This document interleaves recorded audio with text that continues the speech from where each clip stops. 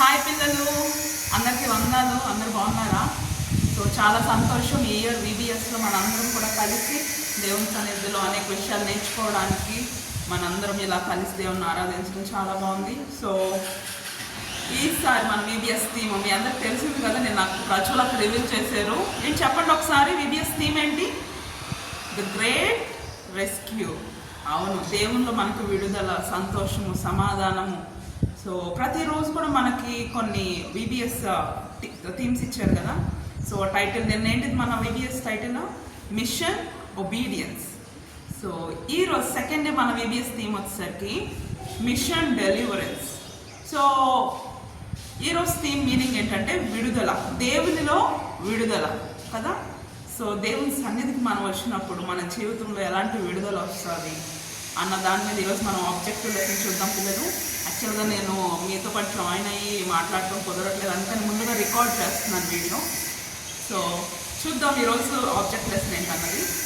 దేవుని సన్నిధికి, church, my church. So మనం దేవుని సన్నిధికి వచ్చినప్పుడు ఎలాంటి విడుదల మనము పొందుకుంటాము, ఎలాగ దేవుని సన్నిధిలో మనము ఆనందించగలము అని చెప్పి ఈరోజు ఆబ్జెక్ట్ లెసన్ చూద్దాం పిల్లలు. గాస్పెల్ మ్యాజిక్ షో ఇది. సో చూద్దాం.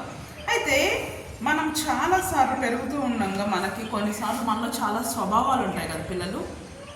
సో ఏంటి చెప్పండి, ఇక్కడ ఏం కనిపిస్తుంది? కోపం. కోపం అంటే ఏంటి? యాంగ్రీ కదా. సో కొన్నిసార్లు చాలాసార్లు మన ఫ్రెండ్స్ మీద మనం కోపపడుతూ ఉంటాము.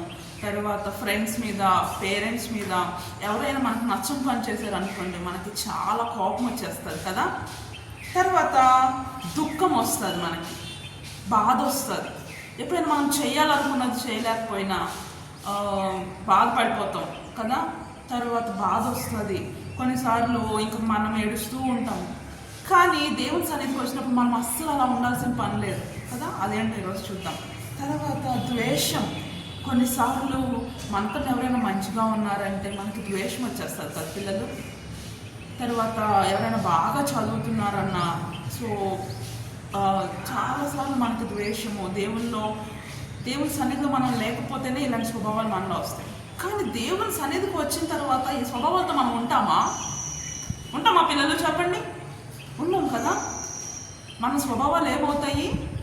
మారిపోతాయి.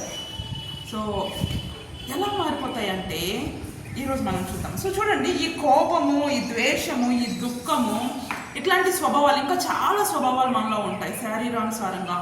సో మనకి చాలా తప్పులు ఉంటాయి. కానీ మనం వాటిని ఏం చేయాలంటే దేవుని సన్నిధికి వచ్చి మోకరించి ప్రార్థన చేయాలి. ప్రతిరోజు ప్రేయర్ చేయాలి. యేసయ్యా, ఇదిగో నేను ఈ కోపం అనేది నాలో ఉంది యేసయ్య, దుఃఖం అనేది నాలో ఉంది యేసయ్య, ద్వేషం నాలో ఉంది యేసయ్య, కానీ నాకు ఇలా ఉండడం అసలు ఇష్టం లేదు యేసయ్య. ఇంకా ఏ స్వభావాలు మనలో ఉంటున్నాయో, మనం యేసయ్యతో ఫ్రెండ్షిప్ చేయడానికి ఏవైతే మనలో ఉండకుండా ఉండాలో, ఇలాంటి స్వభావాలు ఏవైతే ఉన్నాయో ఆ స్వభావాలు నాకు అసలు వద్దు యేసయ్య, నీతో నేను మంచి ఫ్రెండ్షిప్ చేయాలి యేసయ్య అని మనం దేవుని సన్నిధికి వచ్చి ప్రార్థన చేస్తే దేవుడు మనకున్న స్వభావాలు, ఇలాంటి స్వభావాలని, ఇవన్నీ ఎవరి స్వభావాలు పిల్లలు? సైతాన్ స్వభావాలు కదా. ఈ స్వభావాలన్నీ మనలో నుంచి తీసేసి యేసయ్య మనకి నూతన స్వభావాలను ఇస్తారు కదా. సో చూద్దామా ఈరోజు మ్యాజిక్ షో? మనం చూద్దామా?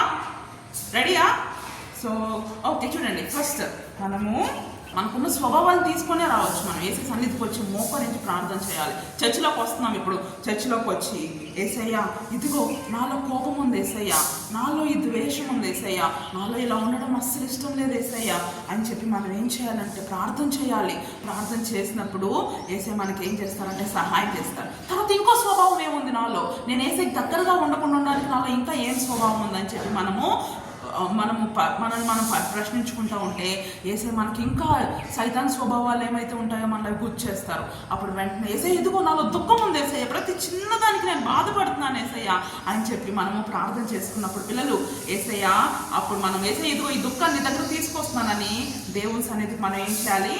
తీసుకొని రావాలి. దేవుని సన్నిధికి మనం తీసుకొని వచ్చినప్పుడు దేవుడు మనకి ఏం చేస్తారంటే సహాయం చేస్తారు. ఆ దుఃఖం తెచ్చిన తర్వాత మనం ఏం చేయాలంటే ఇంకా స్వభావాలు ఏమున్నాయి యేసయ్య నాలో అని చెప్పి మనం ఏం చేయాలి? ప్రార్థన చేసుకుంటే, ఇదిగో నాలో ద్వేషం ఉందని యేసయ్య చూపించారు పిల్లలు.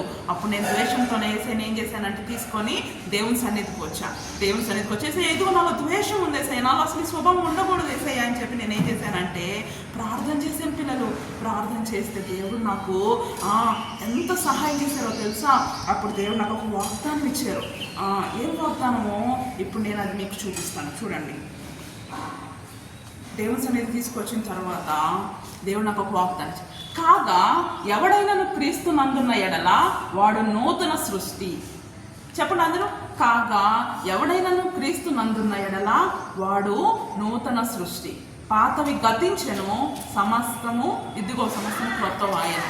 అంటే ఏంటంటే పాతవన్నీ పోయినాయి, ఓల్డ్గా మన జీవితంలో పాత స్వభావాలన్నీ పోయినాయి. ఇప్పుడు వేసే మనకి క్రొత్త స్వభావాన్ని ఇస్తున్నట్టు. క్రొత్త స్వభావాన్ని మనకిస్తే ఇంకా మనం చూడండి బ్రాండ్ న్యూగా మారిపోతాం. మన స్వభావాలు మారిపోతాం. ఇప్పుడు వరకు మనం అందరినీ ద్వేషిస్తా, దుఃఖపడతా, కోప్పడతా ఉంటే ఇప్పుడు మనం ప్రేమిస్తూ ఉంటాము. ఇప్పుడు మనం అందరికి హెల్ప్ చేస్తూ ఉంటాము. అరే ఏంటో ఇంత మంచిగా మారిపోయావు అని మన ఫ్రెండ్స్ అడిగితే అప్పుడు మనం చెప్పాలి, నేను దేవుని దగ్గరికి వెళ్ళా, సండే స్కూల్కి వెళ్ళా, నేను VBSకి వెళ్ళా, నా పాపాలన్నీ నేను ఒప్పుకున్నా, నా స్వభావాలన్నీ నేను ఏసైకి చెప్పాను, ఏసై నాలో ఈ పాత స్వభావాన్ని తీసేసి నాలో కొత్త స్వభావాలను ఇచ్చారు అని చెప్పి మనం ఏం చేయాలి? ఏసై కొరకు సాక్షులుగా బ్రతకాలి. ఏసై నన్ను విడిపించారు అని చెప్పి మనము మన స్నేహితులకు ఏం చేయాలి? వాటి గురించి చెప్పాలి. సో చూద్దామా మరి మన స్వభావాలు ఎలా మారుతున్నాయో? చూద్దామా పిల్లలు? వద్దా?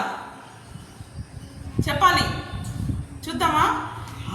అయితే దేవుడు మన స్వభావాలను ఎలా మారుస్తున్నారో నేను చూపిస్తాను. చూడండి పిల్లలు, ఫస్ట్ మనకేమొచ్చింది? దుఃఖం కదా. సో ఆ దుఃఖము తర్వాత దేవుని యొక్క స్వభావం ఎలా మారిపోతుందో చూడు. ద్వేషానికి బదులు దేవుడు మన స్వభావాన్ని ప్రేమగా మార్చబోతున్నారు. ప్రేమ, ఇప్పుడు వరకు ఎంత ద్వేషం మనలో ఉంది, కానీ దేవుని ప్రేమ మనలో ఉన్నప్పుడు దేవుడు మన పాత స్వభావాన్ని తీసేసి కొత్త స్వభావాన్ని దేవుడు మనకి ఇస్తారు. తర్వాత మనం ఇప్పుడు వరకు కోపంగా ఉన్నవాళ్ళం కదా. సో దేవుడు కోపానికి బదులు దయ. కానీ అద్భుతమా? సో దేవుని మనకు ఆ స్వభావాన్ని పాత స్వభావం తీసేసి దేవుడు మనకి ఏ స్వభావం ఇచ్చారు చెప్పండి? దయ. దేవుని దయ. సో మనం ఎప్పుడు ఇతరులను కనికరంగా చూస్తాము. సో వాళ్ళు చాలా హ్యాపీగా ఫీల్ అవుతారు కదా పిల్లలు, మనం అంత మంచి గుడ్ హ్యాబిట్స్తో ఉంటే.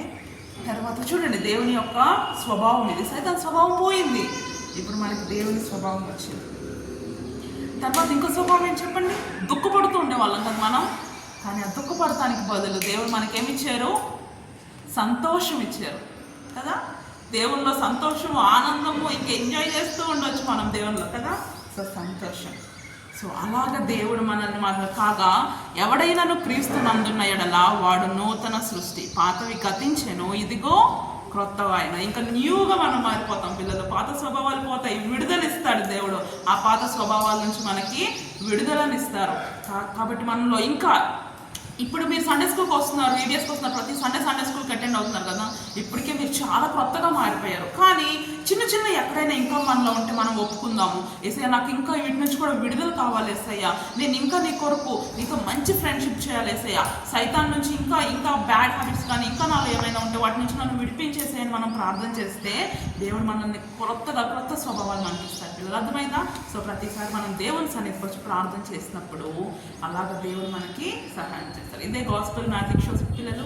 సో అయిపోయింది. బాగుందా? సో ఏమైనా డౌట్ ఉందా?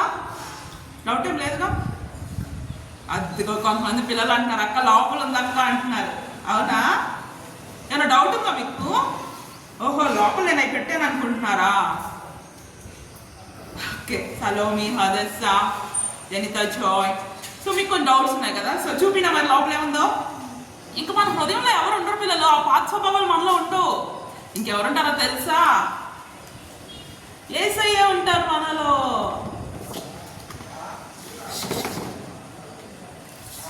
పాత స్వభావాలు మొత్తం పోయినాయి పిల్లలు. ఇంక మన హృదయంలో ఎవరుంటారు? డౌట్ పోయిందా? నేనేం పెట్టలేదు పిల్లలు. లోపల చర్చికి వస్తే చాలు, ఇంకా పాత స్వభావాలు మనలో నుంచి పోతాయి. ఓకే. సో చూడండి.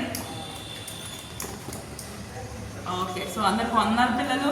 చిన్న ప్రార్థన చేసుకుందాం. అందరు కళ్ళు మూసుకోండి.